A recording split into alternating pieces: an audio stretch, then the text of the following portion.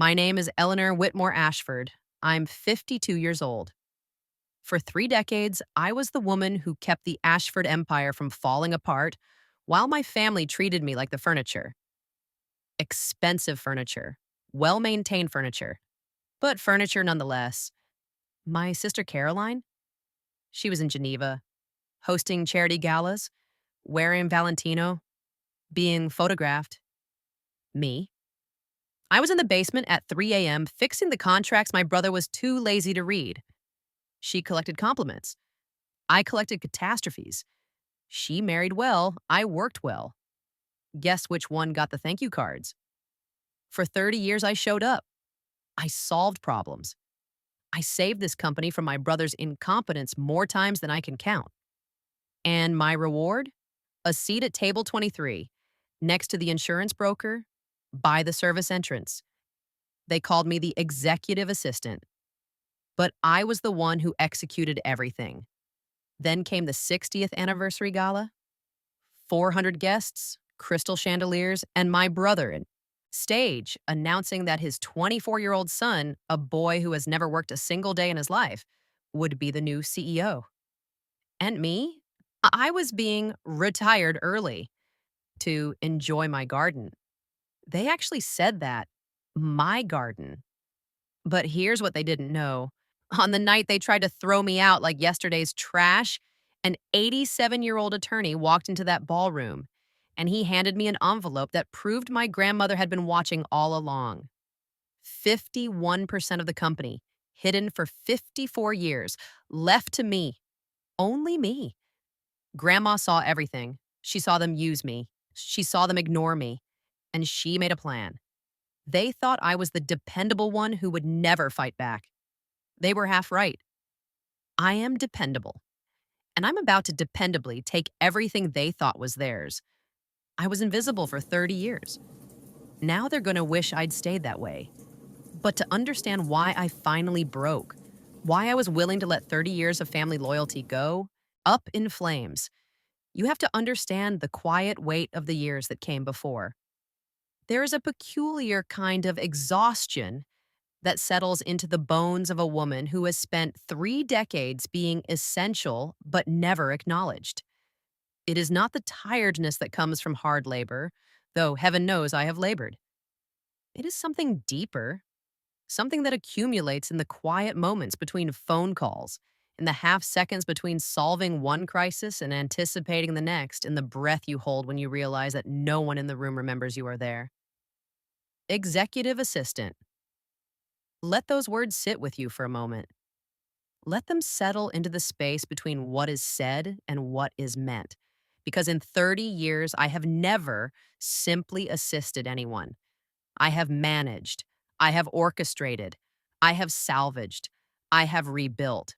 I have held together an empire with nothing but institutional memory, an encyclopedic knowledge of every client relationship since 1987, and the kind of quiet competence that men like my father and my brother have always taken entirely for granted. But we will get to that. First, let me tell you about the woman I was before I understood what I had become. I joined Ashford Industrial the summer I turned 22, fresh from Wellesley with a degree in economics, and the naive belief that merit would be recognized, that hard work would be rewarded, that family, above all else, would see you clearly. My father, Richard Ashford II, was CEO then, a tall man with silver temples and the kind of commanding presence that made lesser men stammer. He had 3 children.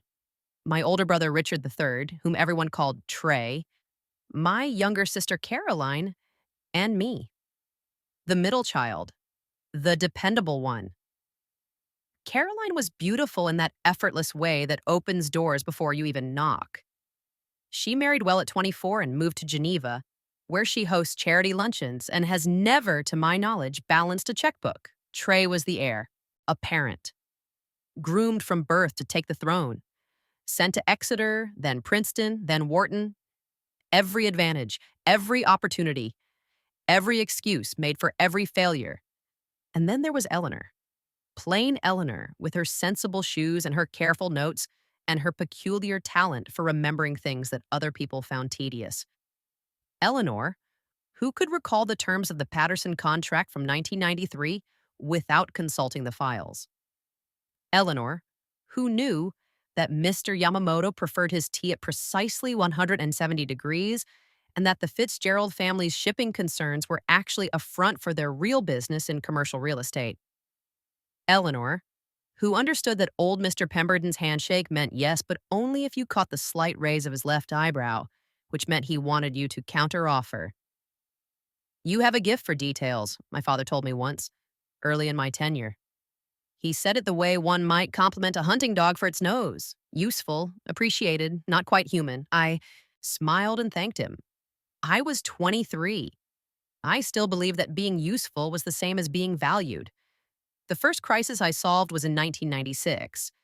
Trey had been put in charge of the Morrison acquisition, a mid-sized manufacturing concern in Ohio that would have expanded our industrial capacity by 30%.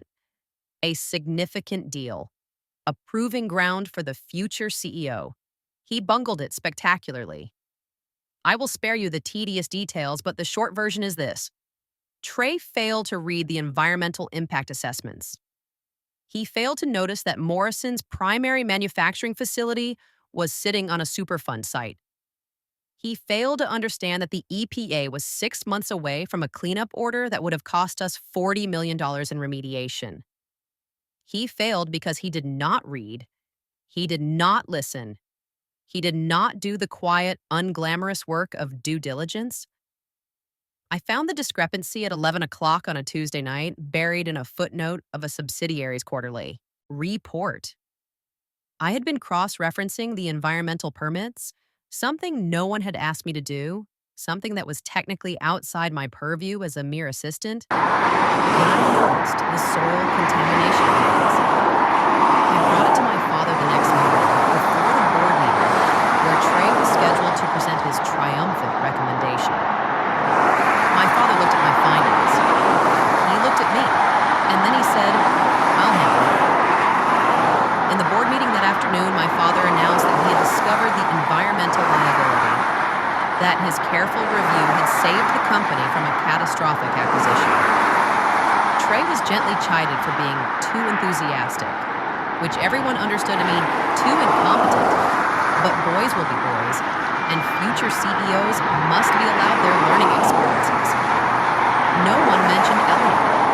I sat in the corner of that boardroom, taking minutes as I always did, watching the old men nod approvingly at my father's wisdom, watching my brother accept his mild rebuke with the graceful humility of a man who knows that nothing he does will ever truly cost him anything. I was 26 years old. I told myself it did not matter who received the credit. I told myself that the work itself was the reward. I told myself that family loyalty required sacrifice and that my time would come.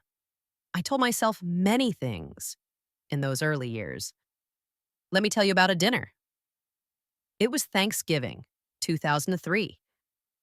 I was 33 years old. I had been at Ashford Industrial for 11 years.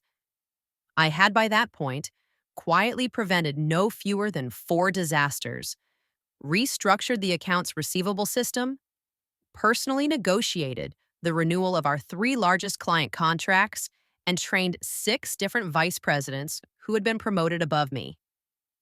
My mother hosted Thanksgiving at the family estate in Greenwich. 24 for dinner.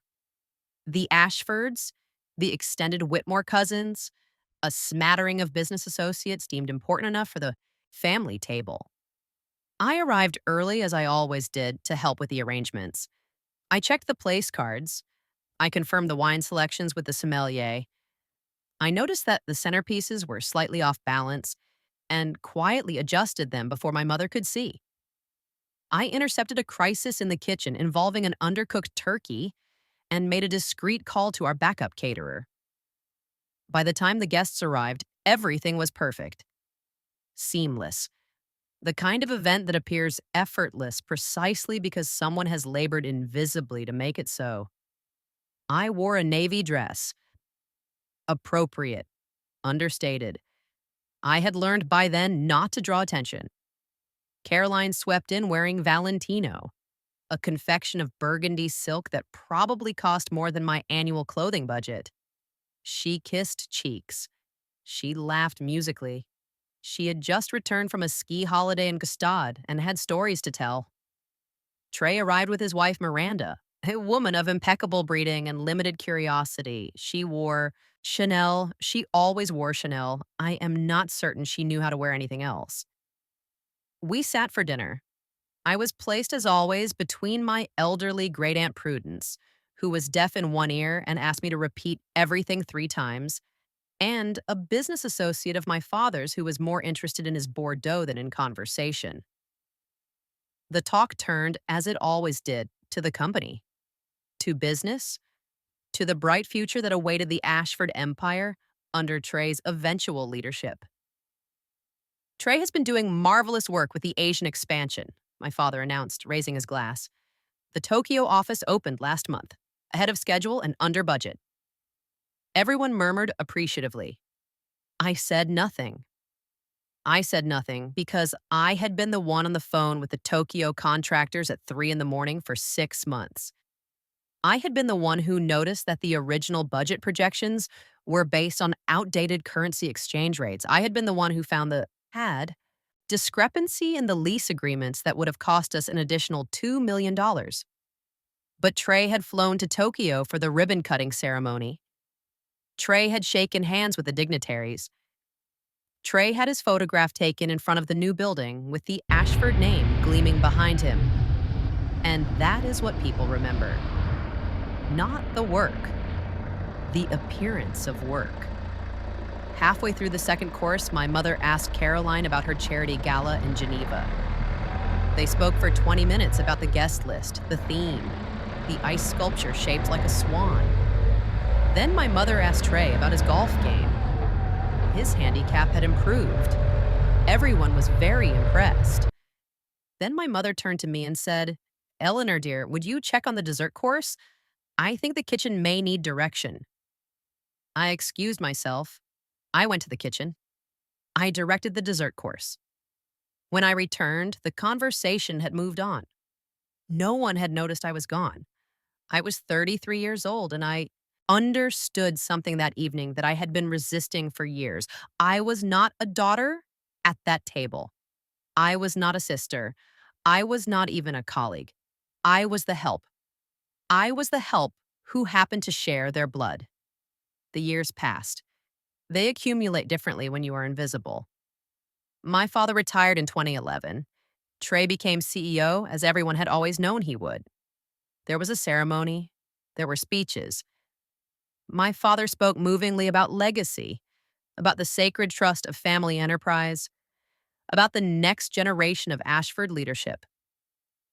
I sat in the third row between the chief financial officer and a woman from human resources, whose name I can never remember.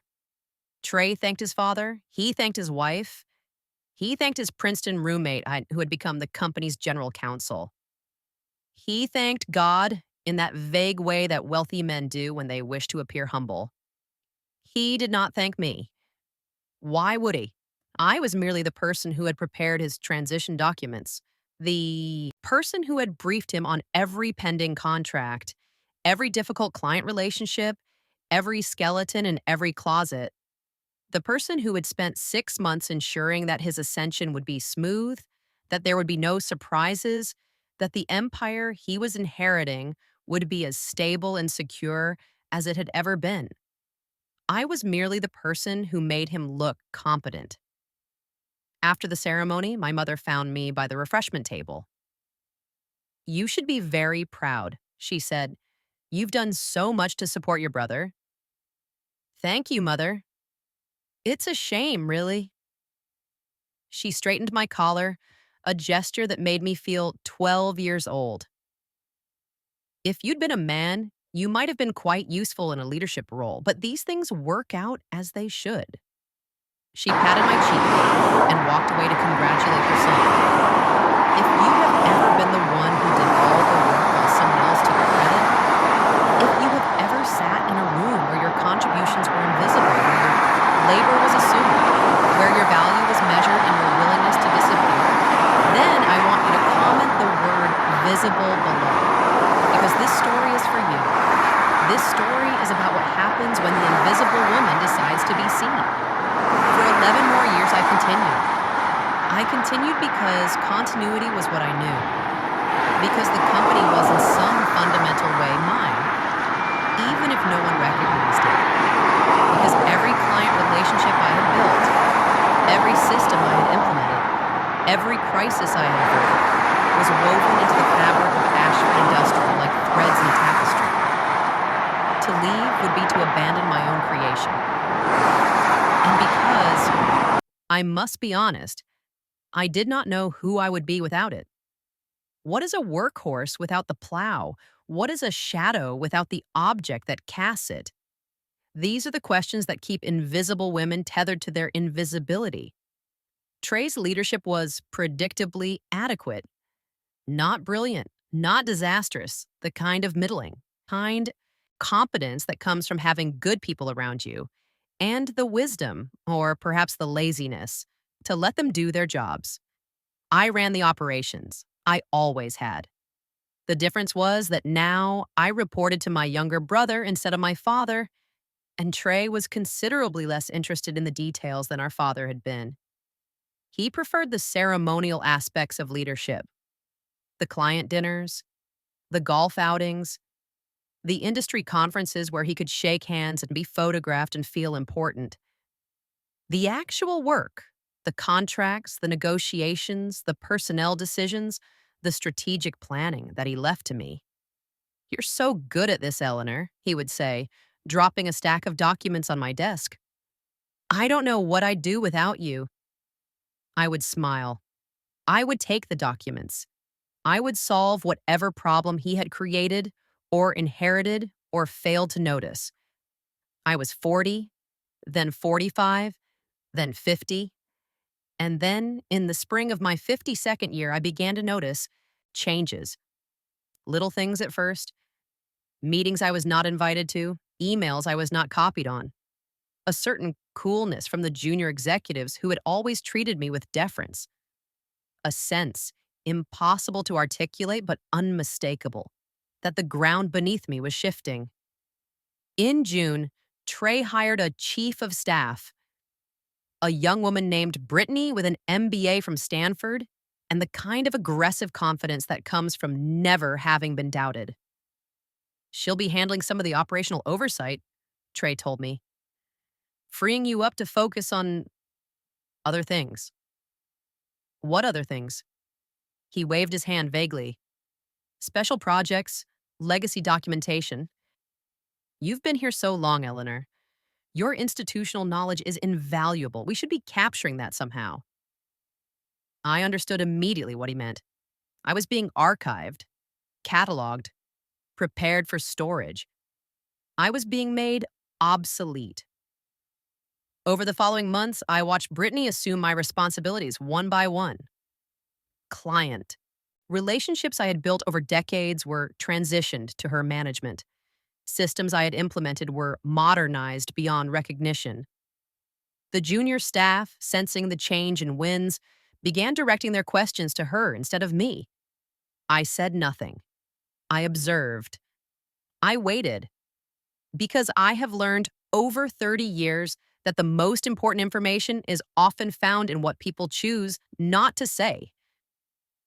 The conversation happened in September.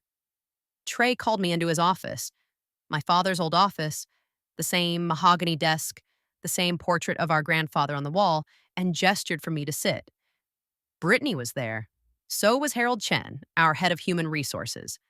This was not a casual conversation. "Eleanor," Trey began with the practiced warmth of a man about to deliver bad news, "I want to start by saying how much this company owes you. 30 years. That's extraordinary. Truly. Thank you. Which is why this is so difficult." He exchanged a glance with Harold. "We've been looking at the organizational structure, planning for the future, and we've come to the conclusion that, well, that it might be time for you to consider the next chapter." I kept my face neutral. "The next chapter?" "Retirement," Harold said, in his clipped, efficient way. "Early retirement. With a very generous package, of course. Full pension, extended health care benefits, a recognition of your years of service. I see. Brittany leaned forward. Eleanor, I want you to know that I have tremendous respect for everything you've built here. But the company is evolving. We're moving toward a more dynamic leadership model, younger perspectives, new ideas. I think you understand. I looked at her. This woman half my age with her Stanford MBA and her aggressive confidence and her complete ignorance of everything that made this company function. And I felt something shift inside me. Not anger, not yet. Something colder. Something that had been waiting, perhaps, for precisely this moment. When would this retirement take effect? Trey looked relieved that I was not making a scene. We were thinking the end of the year. That gives you time to wrap up any outstanding projects, transition your remaining responsibilities. And of course, we want to honor you properly. A dinner, perhaps? A plaque. A plaque. 30 years of my life, reduced to a piece of engraved metal on a wall. The board has already approved this? The family board, Trey corrected. Father's in agreement. He thinks it's time for you to enjoy yourself. You've given so much. You deserved a rest. To enjoy my garden, I said. Trey smiled, missing the edge in my voice entirely. Exactly. Mother mentioned you've been interested in landscaping. This is your chance to pursue that. I stood. I'll need some time to consider the package. Of course, of course. Take the week. But Eleanor, he paused, and for a moment I thought I saw something genuine in his expression, something almost like guilt. I hope you know this isn't personal, it's just business. The company has to evolve. I walked to the door, then I stopped. Trey. Yes? Who's handling the anniversary gala planning? The 60th anniversary is in 2 months. He waved his hand. Brittany has it under control. Has anyone confirmed the Fitzgerald family's attendance? They're sensitive about seating arrangements. Old Mr. Fitzgerald still hasn't forgiven you for the incident at the 2019 Christmas party. Trey's smile faltered slightly. What incident? You don't remember. I nodded slowly. No, of course you don't. Well, I'm sure Brittany will figure it out. I left his office. I walked to my own small office at the end of the hall, the same office I'd occupied for 30 years, with its modest desk and its filing cabinets full of secrets, its window overlooking the parking lot instead of the city skyline. I sat down, and I began very quietly to make plans.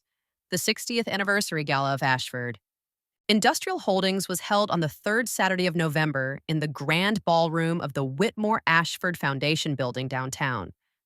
400 guests, crystal chandeliers, a 12-piece orchestra, ice sculptures shaped like our corporate logo, the kind of excessive, gilded affair that old money families throw to remind themselves and everyone else of their significance. I had attended 59 of these galas. I had planned 23 of them. I knew every caterer, every florist, every musician in the city who could be trusted with an Ashford event. This year, I had not been consulted. Brittany had handled everything. I had received my invitation in the mail, like any other guest. My name printed on the envelope in elegant calligraphy. Ms. Eleanor Whitmore-Ashford. Not executive assistant, not family member. Just Ms. A guest at the celebration of my own family's legacy. I dressed carefully, not in the understated navy I usually wore, not in the sensible, forgettable clothing that had been my own for 30 years. Tonight, I chose differently. I wore black. Simple, elegant, perfectly tailored. A dress I had purchased 15 years ago for my grandmother's funeral and had never worn since. It was not designer. I have never cared for labels, but it was exquisite. Cut from silk that whispered when I moved. Fitted by a seamstress who understood that true elegance lies in proportion, not price tags. Around my neck, I wore my grandmother's pearls, 3 strands, Mikimoto, She had left them to me specifically in her will. The only thing she had left to me specifically, or so I had believed. I looked at myself in the mirror before I left my apartment. I looked like a woman attending a funeral. Perhaps I was. The ballroom was magnificent. I will give Brittany that much credit. She had taste even if she had no depth. Gold linens, white roses, candlelight reflecting off crystal until the entire room seemed to shimmer. The orchestra played Der Hey Strauss as the guests arrived, a parade of silken diamonds and self-congratulation. I entered alone. I have always entered alone. Caroline had flown in from Geneva. She wore Oscar de la Renta, a gown of champagne-colored tulle that made her look like an aging debutante, which I suppose she was. She was surrounded by admirers, as she always was, laughing at jokes that were not funny, because people expected her to laugh. Trey stood near the entrance with Miranda, greeting guests in their matching Armani. The power couple, the face of Ashford Industrial. His silver cufflinks caught the light as he shook hands, and I recognized them as our fathers. A gift, no doubt, to mark the occasion. And there, beside them, stood Preston. Preston Ashford IV, Trey's only son, 24 years old. Fresh from a 5-year gap experience that had taken him from Ibiza to Bali to various other locations where wealthy young men go to find themselves and find nothing. He had never worked a day at Ashford Industrial. He had never worked a day anywhere. He had a degree in communications from a university I had never heard of, and he had spent the last 6 months consulting for the company, which, as far as I could tell, meant attending meetings where he contributed nothing and collecting a salary for his silence. He wore Tom Ford. Of course he did. The suit probably cost more than my monthly rent. I watched him for a moment. This boy who shared my blood, who carried my family's name, who had inherited every advantage I had been denied simply by virtue of his gender and his birth order, and I felt that cold thing inside me grow colder still. I found my table. I had been seated in the back, near the service entrance. Table 23, between the company's insurance broker and a mid-level manager from the accounting department. I sat. I waited. The evening unfolded as these evenings always do. Cocktails, canapes, conversations that meant nothing. The orchestra shifted from Strauss to Cole Porter, and couples drifted onto the dance floor, performing intimacy for an audience of their peers. At 9 o'clock, Trey took the stage. The room fell silent. 400 faces turned toward him, expectant, admiring, ready to applaud whatever he said. Friends, he began, his voice warm and practiced. Family, colleagues, welcome to the 60th anniversary of Ashford Industrial Holdings. Applause. 60 years ago, my grandfather, Richard Ashford I, started this company with nothing but a small loan, a rented warehouse, and a vision. He believed that American manufacturing could be something more than factories and assembly lines. He believed it could be a legacy. He paused for effect. He had always been good at pauses. Tonight, we celebrate that legacy. We celebrate 60 years of growth, of innovation, of commitment to excellence. And we look forward to the next 60 years and the generations who will carry this company into the future. He gestured toward our father, seated at the head table. Our father, 81 years old now, frail but still commanding, raised his glass in acknowledgement. My father led this company for 30 years, Trey continued. He taught me everything I know about leadership, about integrity, about what it means to be an Ashford. He did not look at me. He did not mention my name.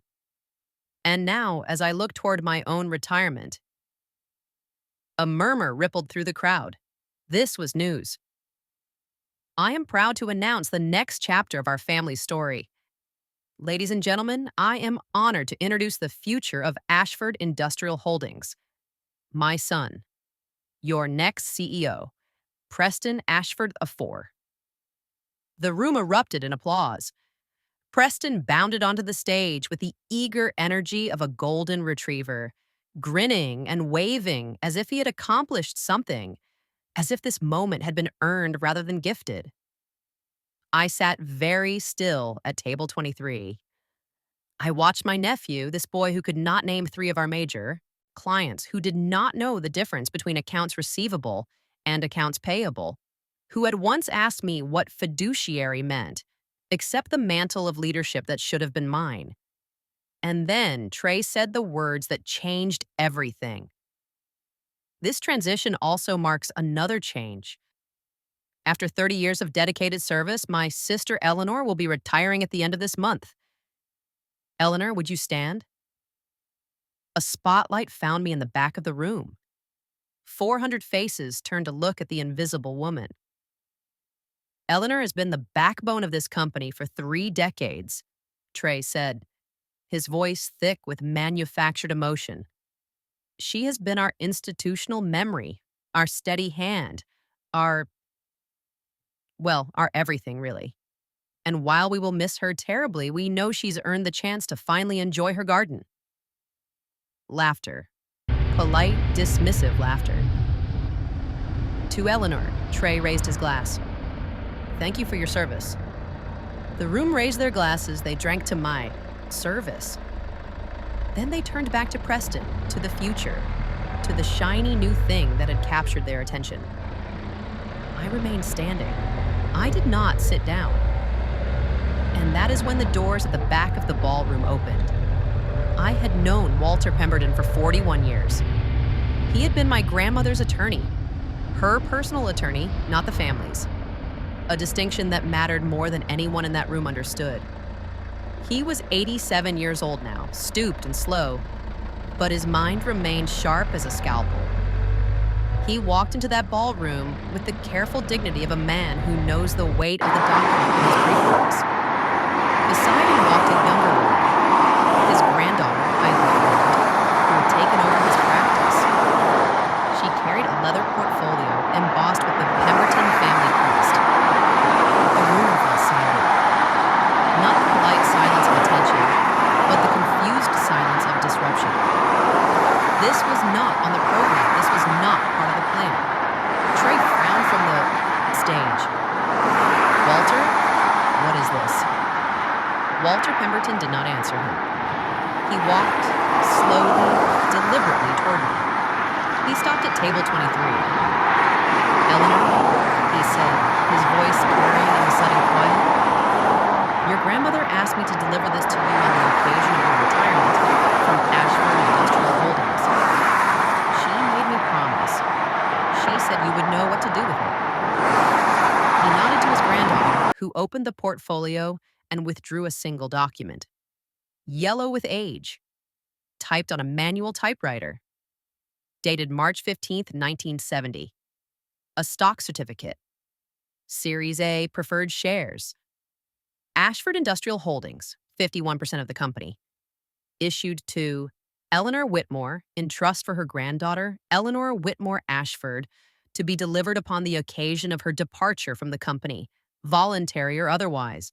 Signed by my grandfather, witnessed by my grandmother, never recorded in the digital ledger, never transferred, never diluted, never acknowledged. For 54 years, this document had waited. My grandmother had kept it safe through my grandfather's death, through my father's tenure, through Trey's leadership. She had kept it safe because she had seen what I was. She had seen what they had made me. And she had given me the power to unmake it all. There is a particular quality to silence when 400 people are holding their breath. I looked at the document in my hands. I looked at Walter Pemberton, who nodded once, a gesture of confirmation, of completion, of a promise fulfilled. Then I looked at the stage where my brother stood frozen, his champagne glass still raised, his face cycling through confusion, disbelief, and the dawning recognition of catastrophe. I walked toward him, not quickly. I have never been one for dramatics. I walked with the measured pace of a woman who has waited 30 years for this moment and has no intention of rushing it. The crowd parted before me. They always had, but this time it was different. This time they were not ignoring me. They were watching. They were seeing. I climbed the 3 steps to the stage. The spotlight that had found me in my exile now followed me to the center of power. I stood beside my brother. I stood beside my nephew. I faced the room. I apologize for the interruption, I said. My voice was steady. My hands were steady. Everything about me was steady because I had been preparing for this moment for 30 years without knowing it. But it seems there has been a slight oversight in tonight's proceedings.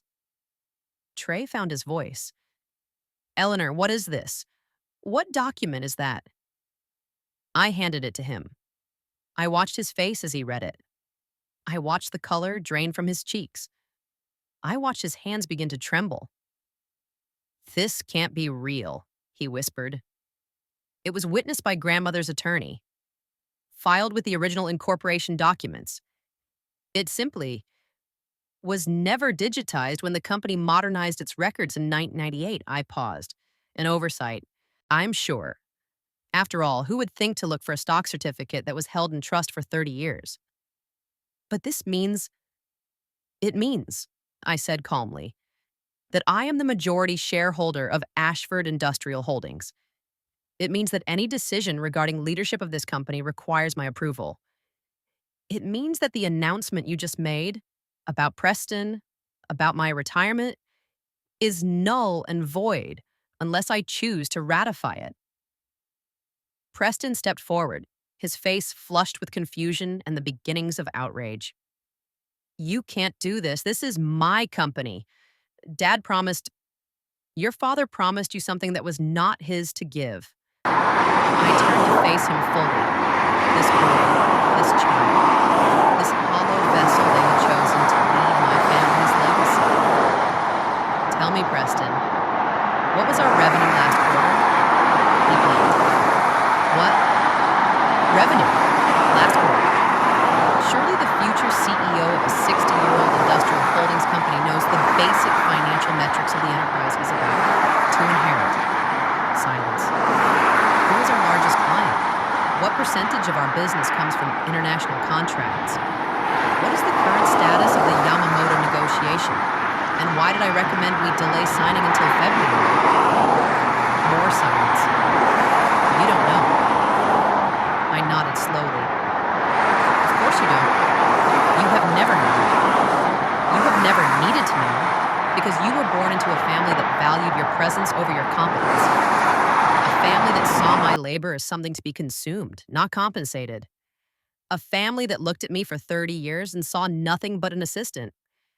I turned back to the room. I have spent 3 decades in this company. I have managed every crisis, salvaged every failed negotiation, trained every executive who was promoted above me. I have been the memory of this institution when everyone else chose to forget.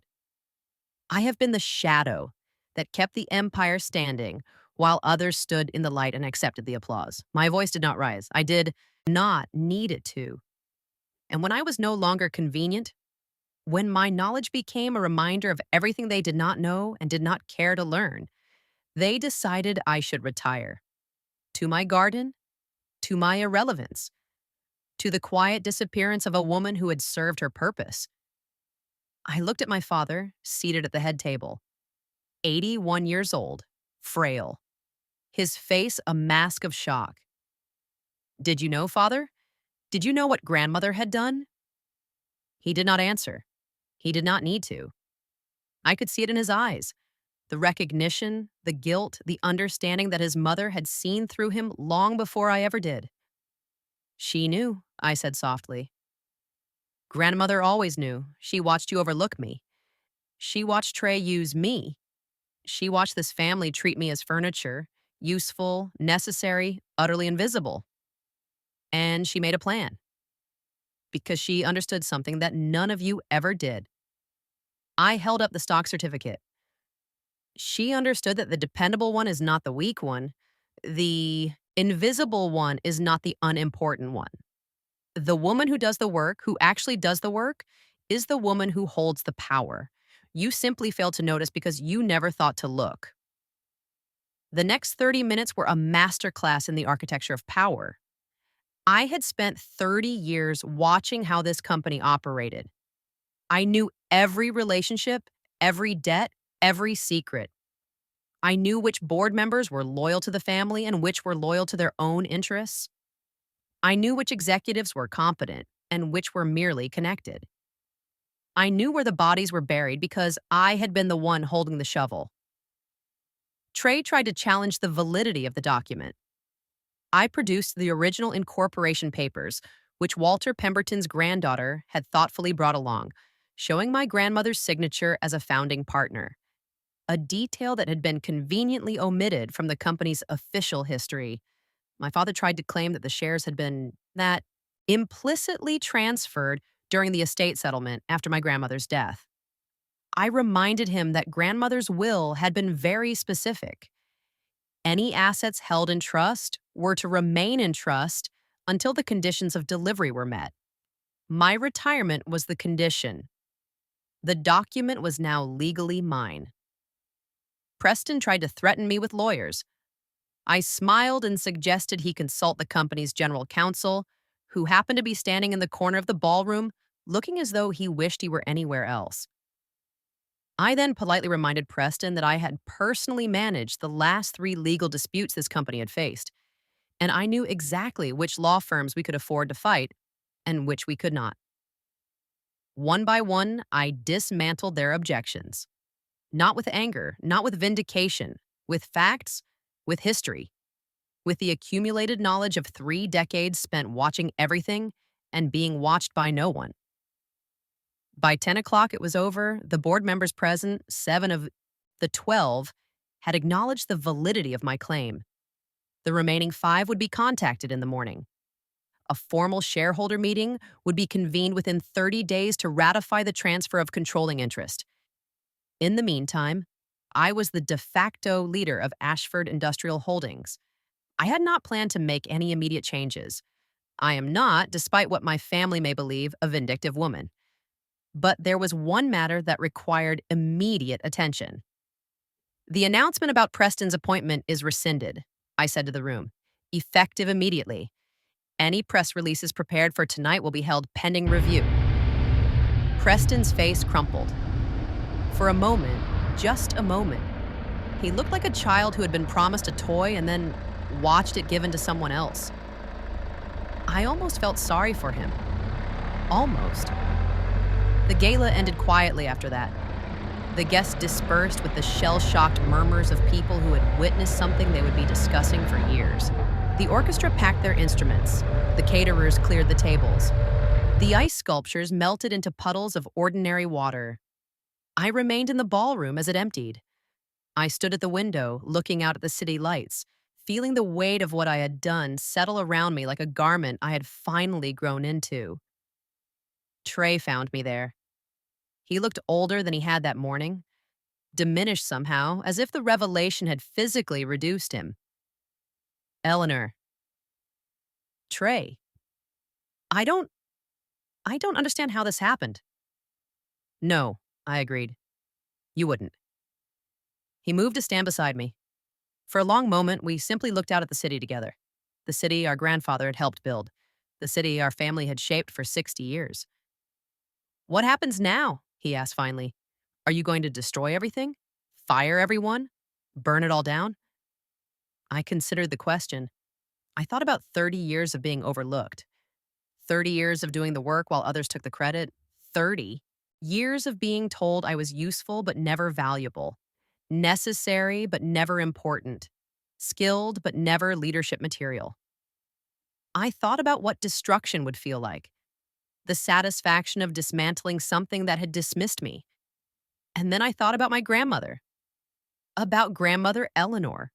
The original Eleanor. The woman whose name I carried.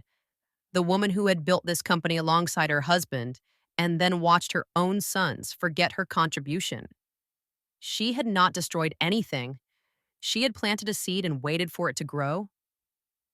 She had understood that true power lies not in destruction, but in construction. not in burning down the empire, but in quietly, patiently building something within it that could never be taken away. No, I said finally. I am not going to destroy anything. I am going to correct some things. Trey exhaled. What does that mean? It means that you will remain on the board. Your experience, limited as it is, has some value. Your relationships with certain clients are genuine, even if you don't understand why they work. I have no interest in erasing you from this company. You are family, even if you have not always treated me as such. He nodded slowly, warily. It means that Preston will be given an opportunity to actually learn this business from the ground up, starting in the mailroom if necessary. If he demonstrates competence, genuine competence, not the appearance of it, he may one day have a leadership role. But it will be earned, Trey. For the first time in the history of this family, leadership will be earned. And you? I will be CEO. The words felt strange in my mouth after so many years of not saying them. Not executive assistant, not shadow operator, not the woman in the background making everyone else look competent. I will lead this company openly, with my name on the door and my vision driving the strategy. The way I should have been leading it for the past 30 years. Trey was silent for a long moment. Then, to my surprise, he laughed. Not bitterly, not resentfully, with something that sounded almost like relief. You know what the funny thing is? He said, I always knew you were better at this than me. I think Father knew too. We never knew how to say it. Or maybe we didn't want to. You didn't have to say it, I replied. You could have simply acted as if it were true. He nodded. He understood. Perhaps for the first time, he truly understood. So this is what mercy looks like, he said quietly. From the invisible woman. I turned to face him fully. My younger brother, the golden child, the heir apparent who had never been prepared for a world where he might not inherit everything. This is not mercy, Trey. This is standards. For 30 years, this family operated without them. Competence didn't matter. Contribution didn't matter. Only blood and birth order and the accident of gender. I am not destroying the company. I am not destroying the family. I am simply establishing that from this moment forward, we will operate differently. How? Value will be recognized. Work will be acknowledged. The people who actually run this company, the assistants, the managers, the invisible ones who keep everything functioning, will be seen, will be compensated, will be thanked. I straightened my grandmother's pearls. That is not mercy. That is not revenge. That is simply justice. And it is long overdue. 3 months later, I sat in my new office. My grandfather's office. My father's office. My brother's office. My office. The mahogany desk was the same. The portrait of my grandfather still hung on the wall. But I had added something new. A photograph of my grandmother, taken in 1965, standing in front of the original Ashford warehouse. She was young in the photograph. Strong. Her eyes held the same quiet intensity I saw in my own mirror every morning. She had seen everything. She had planned for everything. And she had trusted me to finish what she had started. On my desk sat a small stack of cards. Messages from women across the company. Assistants, coordinators, junior managers, who had heard what happened at the gala. Who had watched the invisible woman become visible. Who had felt perhaps for the first time that their own invisibility might not be permanent. One card read simply, "Thank you for showing us what's possible." I kept that one closest, because that is what this story is about in the end. Not revenge, not vindication, not the satisfaction of seeing the powerful brought low. It is about possibility. It is about the moment when the woman who has always been in the shadows steps forward and says, I was here all along. You simply failed to look. It is about the grandmother who saw her granddaughter's potential when no one else did, who planted a seed and trusted it to grow, who understood that the dependable ones, the invisible ones, the ones who do the work without recognition, they are not weak. They are not lesser. They are simply waiting, waiting for their moment, waiting to be seen. My name is Eleanor Whitmore-Ashford. I am 52 years old. I am the CEO of Ashford Industrial Holdings, and I am finally visible.